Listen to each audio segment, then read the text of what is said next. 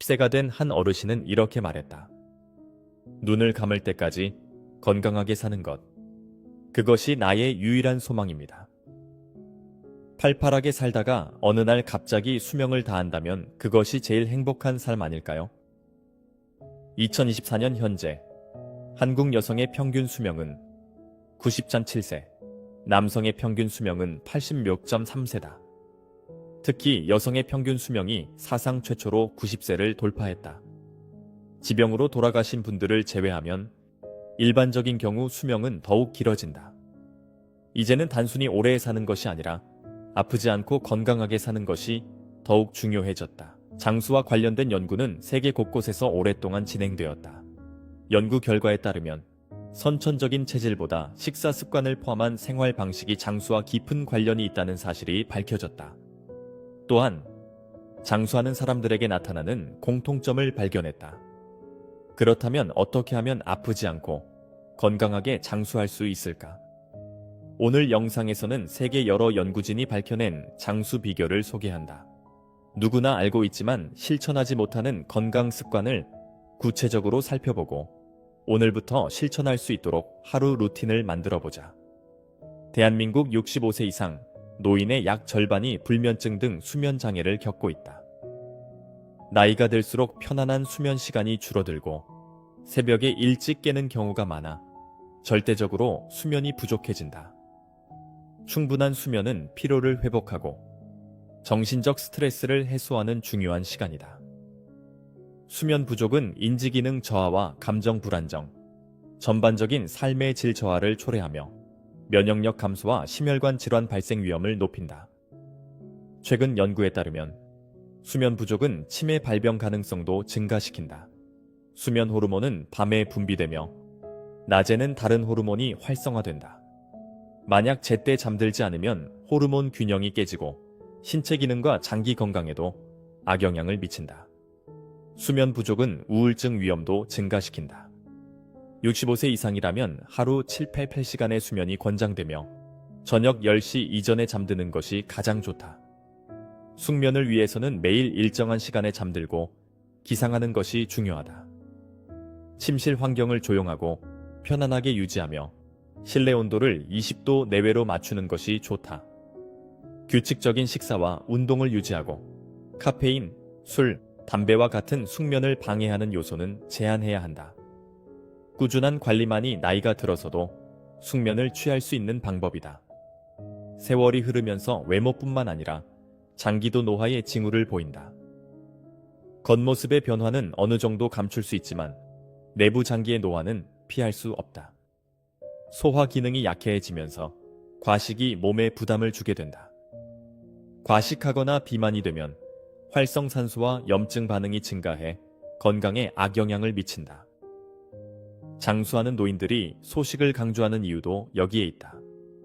적당한 식사량을 유지하면 몸의 부담을 줄이고 장기 건강을 지킬 수 있다. 연구에 따르면 원숭이에게 열량을 제한했을 때 그렇지 않은 경우보다 더 오래 더 건강하게 살았다는 결과가 나왔다. 하지만 나이가 들면서 무조건 적게 먹는 것이 능사는 아니다. 식사량을 줄이다 보면 균형 잡힌 영양소를 섭취하지 못해 건강이 악화될 수도 있다. 특히 하루 한 끼만 먹거나 영양 불균형이 심한 식습관은 오히려 독이 될 수 있다. 그렇다면 어떤 음식을 어떻게 먹어야 할까? 약식동원이라는 말이 있다. 약과 음식은 근원이 같다는 뜻으로 올바른 식습관만으로도 건강한 삶을 유지할 수 있다는 의미다. 건강한 식습관이 얼마나 중요한지 강조하는 말이다. 미국 주간 뉴스 매거진이 2023년 최고의 식단을 발표했는데 24개 식단 중 지중해식 식단이 6년 연속 1위를 차지했다. 지중해식 식단은 그리스, 스페인, 이탈리아 등 지중해, 연안 지역에서 주로 먹는 음식으로 신선한 채소, 과일, 통곡물, 올리브 오일, 견과류, 생선, 콩류 등을 포함한다. 이 식단은 심혈관 건강을 증진시키고 염증을 줄이며 장수와 관련이 깊다는 연구 결과가 있다.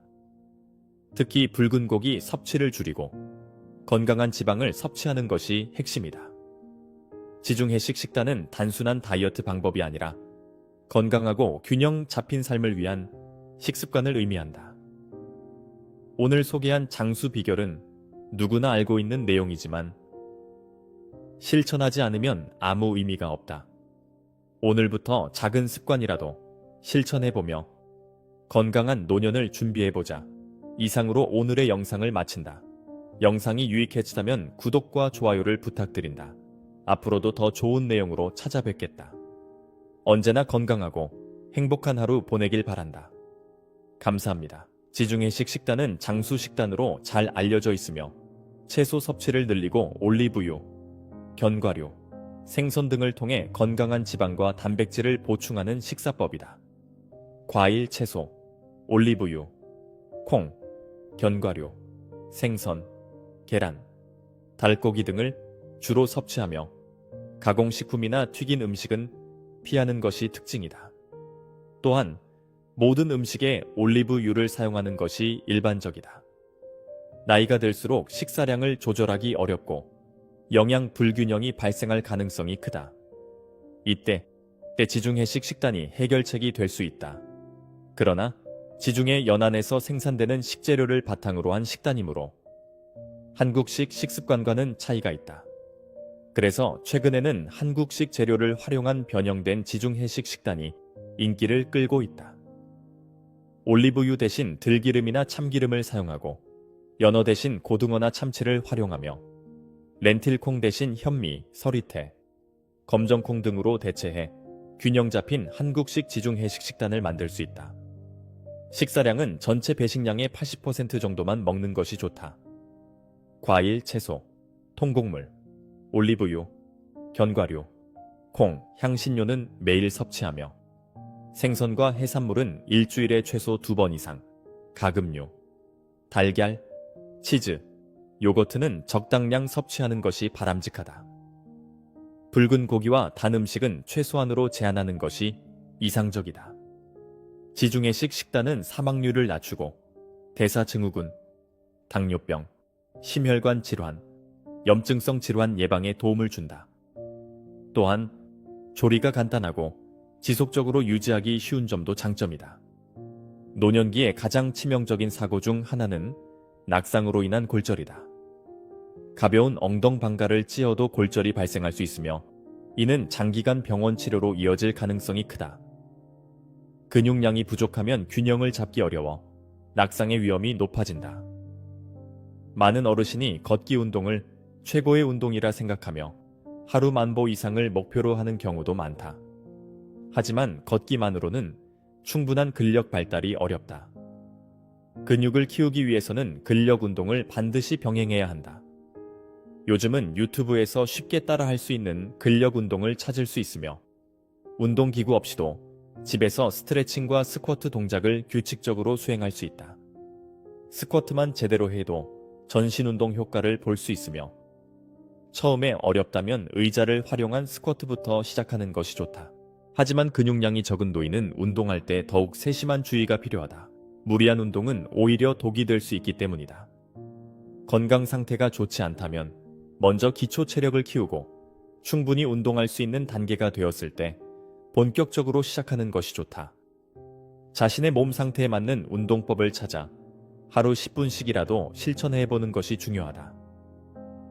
한 어르신이 가방에서 현재 복용 중인 약을 꺼내 보였다.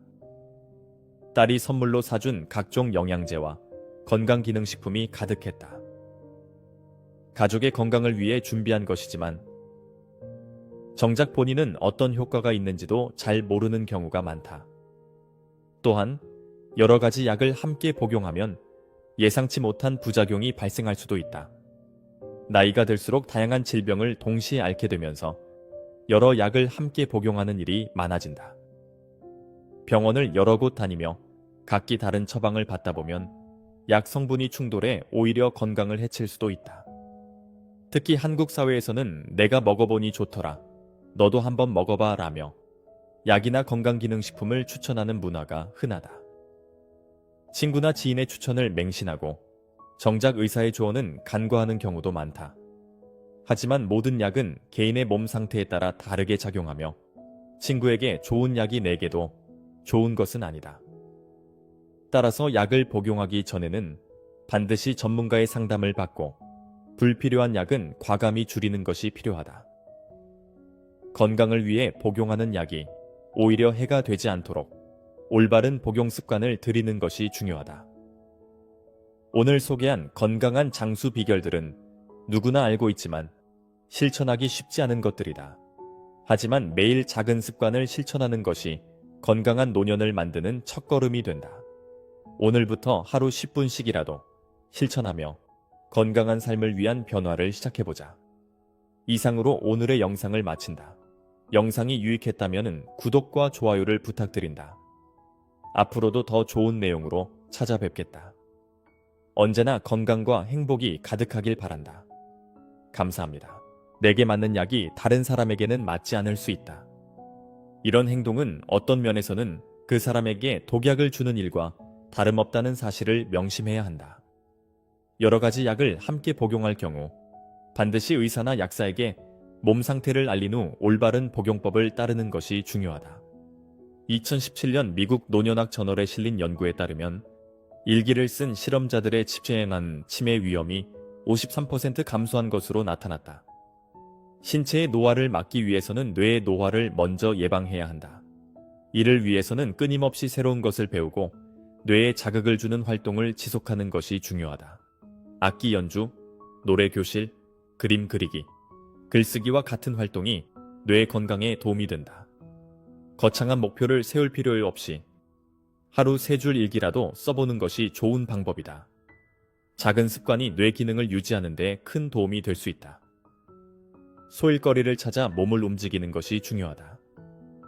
나이가 들어서도 일을 할 수 있다면 더욱 좋지만 그렇지 않더라도 집에서 할 수 있는 청소나 요리 같은 활동을 지속하는 것이 필요하다. 나이가 들었다고 해서 아무것도 하지 않으면 몸과 마음이 더 빠르게 약해진다. 자원봉사나 지역활동에 참여하는 것도 좋은 선택이다. 사회활동을 지속하면 몸과 마음을 모두 건강하게 유지할 수 있다. 지금까지 건강하게 오래 사는 장수 비결을 살펴보았다. 건강을 유지하려면 숙면, 적당한 식사, 운동, 필요한 약만 복용하기, 뇌를 자극하는 활동 등 다양한 요소를 신경 써야 한다. 모든 것을 한꺼번에 실천하려 하면 부담스러울 수 있다.